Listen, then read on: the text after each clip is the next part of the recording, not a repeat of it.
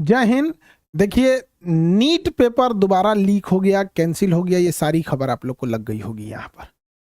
और इसको एनटीए करा रहा था, जो ये दावा करता है हमारे यहाँ से पेपर ही लीक नहीं होगा। अरे दोबारा लीक हो गया तुम्हारे यहाँ से। NTA, NTA never trustable agency. और एनटीए के अधिकारी, आप लोग को पता है कि आपको कुछ होने वाला नहीं है। 10 दिन अखबार में चलेगा, 10 दिन भी कहा, मीडिया वालों को एक हफ्ता में दूसरा मुद्दा मिल जाएगा। अभी देखिएगा ना, दूसरा कुछ अभी ईरान उरान मार देगा, उधर इजराइल अमेरिका चल ही रहा है, ये आप लोग का भविष्य छोड़ देंगे सब, ये सब तो यही छोड़ देंगे यहाँ पे। तो ये तो हाल है कि ना किसी को सजा होने वाली है, ना किसी को सजा। अगर पकड़, एक तो पहली बार सजा होना दूर बात है, पकड़ा ही जाए यही बहुत बड़ी बात है। सबसे हास्यास्पद बात देखिए इसमें, सबसे जब आपको क्या चीज मिलेगा, नीट यूजी जो पेपर 2026 से रद्द हो गया, पेपर लीक की खबर के बाद परीक्षा रद्द किया गया। मतलब इन लोग को खबर नहीं लगा था। पेपर लीक की खबर सबसे पहले बच्चों में लगा था। यानी बच्चों ने जब हल्ला करना चालू किया कि सर ये तो पेपर पूरी टेलीग्राम पे फैला हुआ है और ये पेपर पूरा व्हाट्सएप ग्रुप में है, केरल के किसी कोचिंग में धड़ाधड़ क्वेश्चन लड़ रहा है, पूरा का पूरा लड़ा दो क्वेश्चन, तो जाके इन्होंने रद्द किया यहाँ पे। अदरवाइज में अगर पेपर नहीं रद्द होते, अगर हल्ला नहीं होता तो नहीं रद्द करते। इस देश में एक बहुत खतरनाक चीज क्या चल रहा है पता है? बहुत से ऐसे एग्जाम हैं जिसका एग्जाम कंडक्ट हो रहा है, फाइनल रिजल्ट आने के बाद उसमें ज्वाइनिंग, सिलेक्शन, सारी चीजें प्रोसेस हो रही है और पता ही नहीं चल पा रहा है कि पेपर रद्द था। वो तो बच्चों ने हल्ला कर दिया तब पता चला, अदरवाइज में। और ये पूरी बड़ी लेवल तक नहीं आते तो ये मानने को भी इनकार कर देते सर एनटीए वाले। तो अगर ये चीजें नहीं पकड़ पाते बच्चे, तो सोचिए आज एक फर्जी डॉक्टर बैठ के एम्स में घूम रहा होता, गवर्नमेंट मेडिकल कॉलेज में करोड़ों की सीट पे वो बैठ के फोकट का बन जाता। तो ये बड़ा खतरनाक है। नीट तो रद्द हुआ, प्रधानमंत्री और सरकार को क्या करना चाहिए? एनटीए को भी रद्द कर देना चाहिए। पता नहीं किस गधे लेवल के लोगों को नीट पेपर कराने की जिम्मेदारी दे दी गए हैं। इनको बोलिए गर्मी का दिन चल रहा है, नारियल पानी ले ठेला पे बेचे, सिकंजी वगैरह ये लेके चले आए लोग एनटीए में। पता नहीं कहां से पकड़ के लाया इन गधे गधे लोगों को जो पेपर कराने बैठ गए हैं। भाई आपसे पेपर नहीं लीक रुक रहा है, ये कहाँ का तरीका है आप? हाँ, इसके अलावे आप अगर गौर करके देखते हैं तो आप कंफ्यूज हो जाएंगे कहां से इसे रोका जाए। देखिए, कुछ कोचिंग वालों ने धंधा बना दिया है। पेपर जहां से लीक होता है और स्टूडेंट के बीच में डायरेक्ट कनेक्शन नहीं होता है, तो पेपर लीक कराता कोई और है, बहुत बड़ा पैसे वाला होगा, बहुत अंदर तक पहुंच होगी, उसे कानून का डर नहीं होगा, इतना बड़ा वो रसूखदार होगा। तो वो इंसान किसी कोचिंग में पढ़ने वाले बच्चों से क्या ही बात करेगा? बात नहीं करेगा वहां पे। तब बच्चों से कौन बात करेगा?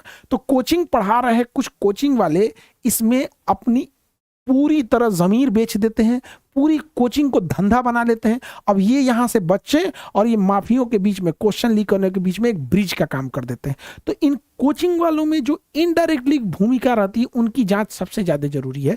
बिना कोचिंग के इनडायरेक्टली इन्वॉल्वमेंट के क्वेश्चन पेपर लीक कराने वाला कभी स्टूडेंट तक नहीं पहुंच पाएगा। जब तक बीच में कोचिंग वाले इन्वॉल्व ना हो, हम सारे लोगों पे ऊपर उंगलियां नहीं उठा रहे हैं, लेकिन ये हर बच्चे सोच के देखिए कि आखिर यहां तक पहुंच किसी एक बच्चे का नहीं। अरे एक बच्चे का तो मोबाइल चोरी हो जाता है, बेचारा थाने में रिपोर्ट लिखवाते परेशान हो जाता है। वो ये नहीं सोचता मेरा मोबाइल मिलेगा, भैया रिपोर्ट लिख लो, इससे कोई गलत काम ना हो जाए। एक बच्चा ट्रेन में रिजर्वेशन नहीं करा पा रहा है अपना, पर भी उसकी इतनी पहुंच नहीं है कि रिजर्वेशन करा ले, वो पेपर क्या लीक करा पाएगा आप? यह इसकी जांच होनी चाहिए और इसे दिया गया है सीबीआई को। भैया ये कहिया का जांच करके किस चीज का रिपोर्ट दिया है सीबीआई, किसको पहुंचाया है यहाँ पे? अब ये एक हफ्ते बाद सीबीआई बंद हो जाएगी, यहाँ पे कोई इसको जांच करके किसी स्टूडेंट को नहीं मिलेगा। और सीबीआई जब तक जांच करके और उन मुजरिमों तक पहुंचेगी तब तक उन लोगों का एमबीबीएस कंप्लीट होकर डॉक्टर बन चुके रहेंगे। तो इससे हटाकर इसे सुप्रीम कोर्ट के जजेस की बेंच को देना चाहिए और डायरेक्ट प्राइम मिनिस्टर ऑफिस को इन दोनों के बीच में, इन दोनों को जांच करने की जिम्मेदारी देनी चाहिए। आयोग बने सुप्रीम कोर्ट की रिटायर्ड जज का और पीएमओ को रिपोर्ट सौंपे ताकि प्रधानमंत्री तक को यह खबर हो। हमें जहां तक लगता है कि जो अधिकारी बैठे हैं प्रधानमंत्री को चारों ओर से घेर के, वो ये खबर ही उन तक नहीं लगने देते हैं, या लगने देते हैं तो नॉर्मल खबर बता के करते हैं। और वही ट्रंपवा पे कोनो ईंटा चला दिया था, प्रेस कॉन्फ्रेंस में ईंटा चला दिया था तो खबर दे दिया सब, इन देखिए देखिए वही ईंटा चला दिया है यहाँ पे ट्रंप के ऊपर। खैर वो इंटरनेशनल मैटर है, लेकिन ये राष्ट्रीय मैटर है। 20 से 30 लाख बच्चों का भविष्य डायरेक्ट इन्वॉल्व हो जाता है इसमें। उन बच्चों का मनोबल कहाँ बचा होगा? उसे पता है, हर बच्चे को पता है कि अगर हम प्राइवेट कॉलेज से मेडिकल करेंगे, एमबीबीएस करेंगे तो 1 से 1.5 करोड़ रुपए का खर्च आएगा। तो वो उसको लग रहा है कि 15-20 लाख में पेपर कहीं बिक रहा है, वहां से ले लेते हैं, 1.5 करोड़ तो बच जाएगा यहाँ, और पैसे देने वालों की तो कमी नहीं है। तो ऐसे ही लोग जाएंगे वहां पे, फिर हम इलाज में पता चलेगा कोई मर रहा है। तो कई जगह जरूरत है इस चीज को कंप्लीटली रोकने की। और अगर हम नहीं रोक पाए तो आज नीट का पेपर लीक हो रहा है, कल जेई का होगा, परसों यूपीएससी का होगा, फिर भ्रष्ट अधिकारी बैठेंगे, कल को देश की खुफिया जानकारी बाहर जाएंगी। तो ये केवल एक नीट पेपर लेके नहीं सोचिए। अच्छा, उनका क्या करना है? री एग्जाम आयोजित कराई जाएगी, तिथि बताई जाएगी, ठीक है, रजिस्ट्रेशन नहीं लिया जाएगा। एहसान कर रहे हो ससुरे तो नहीं। नीट ये जवाब दे एनटीए कि तुम रजिस्ट्रेशन नहीं लोगे। जिन बच्चों ने होटल में रुके होंगे, उनका जो ट्रेन से किराया देके गए होंगे, भूखे पेट बच्चे सब 2 टाइम की जगह 1 ही टाइम खा के गए होंगे, चलो रहते। कई बच्चों के पास होटल का पैसा नहीं होता, रेलवे स्टेशन के किनारे 20 रुपए की प्लास्टिक बिछा के सो जाते हैं। उनका क्या होगा? बहुत से ऐसे बच्चे होंगे जिन बच्चों को शायद दोबारा उन 100 किलोमीटर 400 किलोमीटर दूर सेंटर पे जाने के पैसे नहीं होंगे। एनटीए को क्या पता कि कितनी दिक्कत होती है। एनटीए के बैठे अधिकारी कभी लड़कियों के बारे में सोचे हो? लड़कियों को एक बार फेल होती है ना, लड़के जब फेल होते हैं तो उन्हें दोबारा मौका मिलता है। लड़कियां फेल होती हैं, उन्हें शादी ब्याह करा के भेज दिया जाता है। अरे बेवकूफों, एनटीए वाला सोचो उस लड़की पे क्या बीतेगा जिसने सपना देखा था कि वो एमबीबीएस डॉक्टर बनेंगे, वो व्हाइट एप्रन पहनेंगे, गले में स्टेथोस्कोप होगा, हम मरीजों को इलाज करेंगे, मरते हुए इंसान को बचाएंगे।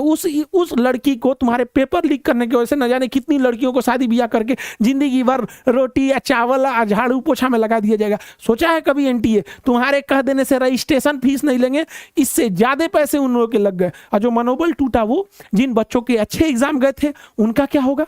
वो तो डिप्रेशन में चले जाएंगे। जितना पढ़ने में बच्चा ज्यादा अच्छा होगा, उतना ज्यादा एग्जाम से उसको डर लगेगा, क्योंकि वो एग्जाम की गहराई को समझ रहा है, क्वेश्चन के टफनेस को समझ रहा है। वो कहां से लौटा सकते हो एनटीए? जरा बताओ तो। यहाँ पे री एग्जाम केंद्र को बताया, हाँ बताओ ना भैया, तुम सेंटर पे क्या तो तुम्हारा पूरा बॉडी चेक होगा, ससुरे तुम एक्सरे करा ले, अल्ट्रासाउंड एमआरआई करा के ले जाओ तुम एग्जाम दिलाने। लेकिन जो पेपर लीक करा रहा है उसका क्या करोगे? हाँ बताओ, गजब बात है। री एग्जाम का एडमिट कार्ड जारी किया जाएगा, ये सब बर्बाद कर दिया मनोबल। और बच्चे लोग, आप बताइए, पता नहीं सहमत होंगे कि नहीं, लेकिन हम आपको बताते हैं कई बार क्या हुआ। जैसे 1997 में आईआईटी होता था, आईआईटी जेईई, इसका पेपर लीक होता है। अब देखिएगा 2015 के आसपास एक बार एआईपीएमटी का लीक होता है।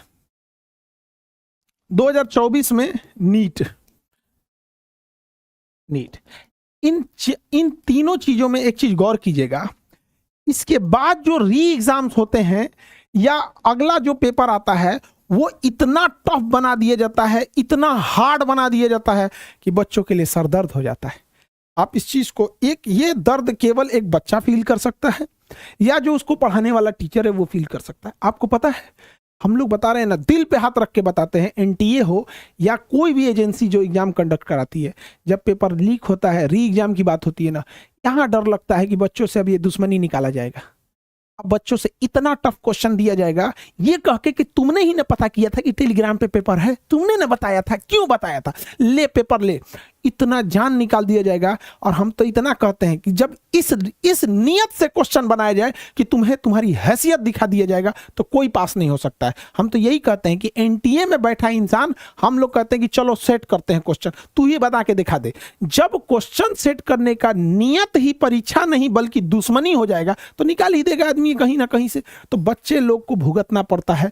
हर बच्चे को डर इस बात का है, या मेरा इस बार भी रद्द कर दिया। सोचो जो बच्चे अभी 11th में, जो अगली बार एग्जाम देंगे 2027 में देंगे, वो तो डरने लगे, क्योंकि उन्होंने तकलीफ देखा था 2024 में जब पेपर लीक हुआ था, तो 2025 के क्वेश्चन में रुला दिया गया था उन लोग को। वो बच्चे रोए थे। तुम्हें नहीं पता है ना, हॉस्टल जाके नहीं देखे हो, अभी हॉस्टल में जाके देखना क्या होता है। बच्चे छत पे जाने के बाद ना अकेले में रोते हैं, पता नहीं माँ बाप का सपना पूरा कर पाएंगे। किसी बच्चे का, किसी पिता का खेत गिरवी रखा गया है, किसी के पिताजी मजदूरी कर रहे हैं।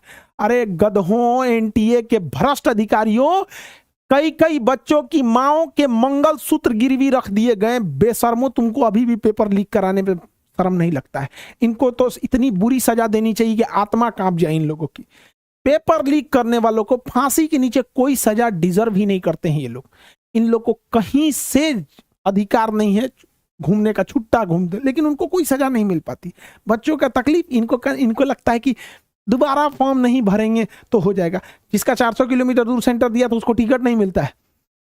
सोचिए, ये गर्मी में आपको एसी में गर्मी लगता होगा यहाँ पे, वो धूप में बेचारा जाएगा वहां पर, उसका कोई भरपाई नहीं कर सकता है। सोचिए बच्चियों के साथ क्या दिक्कत होता है। तुम गधों को क्या समझ में आता है, तुम्हारे यहाँ कोई जाता है एग्जाम देने? बच्चियां जाएंगी, उनके साथ एक गार्जियन जाएंगे, भीड़ में देखो ट्रेन में कितना भीड़ होती है। हाँ, ट्रेन थोड़ी ना चला दिया जाता है कि आज नीट का पेपर है एक्स्ट्रा ट्रेन चलेगी। पता है वहां 20 गुना ज्यादा भीड़ जाने वाली, लेकिन ट्रेन वही रहेगी। उस पे से उसको डर होता है लेट ना हो जाए। होटल 4 गुने महंगे कर दिए जाते हैं उनके लिए। आप कभी ठीक है देखिए एक स्टूडेंट की जिंदगी, पेपर लीक यहाँ पे उब गए हम लोग। अब पेपर कोई होता है ना, दो चीजें दिमाग में चलती हैं। एक हिस्सा कहता है कि पेपर खत्म होगा, हम लोग डिस्कशन कराएंगे कि बच्चों मिलाओ, देखो तुम्हारा कितना मार्क्स आ रहा है, तुम्हारा कितना आया।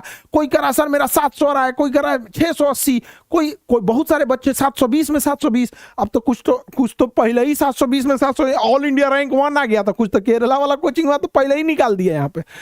कुछ बच्चे देखिए हर तरह के बच्चे होते हैं, कोई रैंकर होता है, कोई एम्स लायक होता है, कोई होता है गवर्नमेंट मेडिकल के लायक, हर लेवल के बच्चे होते हैं। तो आदमी खुशी मनाता है कि इसका भी सिलेक्शन होगा, इसका भी होगा, डिस्कशन कराएंगे।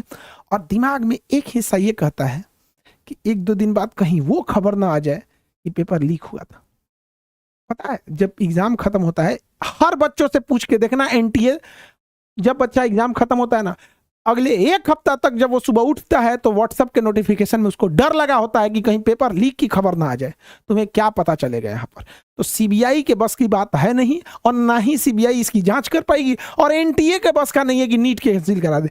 नीट कैंसिल हुआ है, साथ साथ एनटीए को भी रद्द करके कोई जिम्मेदार एजेंसी को देनी चाहिए जिसके पास ये क्षमता हो ये पेपर लीक ना हो और अच्छे ढंग से पेपर करा सुनने की। जिन बच्चों का नहीं, देखिए बच्चे, जिन बच्चों, अब क्या ही बोलेंगे, कोई एक बच्चा थोड़ी इस पे सफर कर रहा है, लाखों बच्चों के लिए टेंशन की बात है यहाँ पे।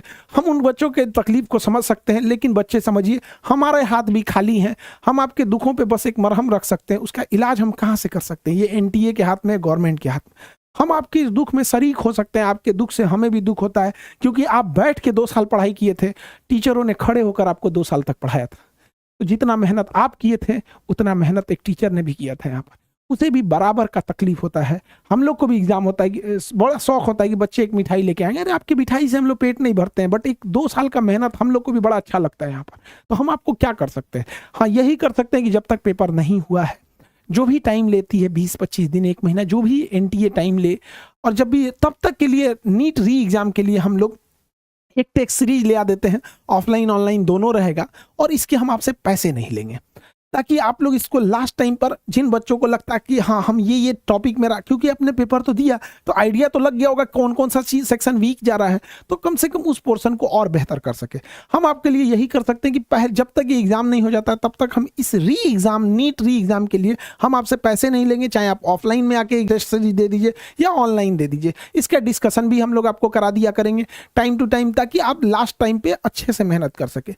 अब कोशिश यही रहेगी कि देखिए हम लोग यही उम्मीद करते हैं कि आप जो री एग्जाम हो रहा है नीट का, उसमें आप और बेहतर अच्छा करें।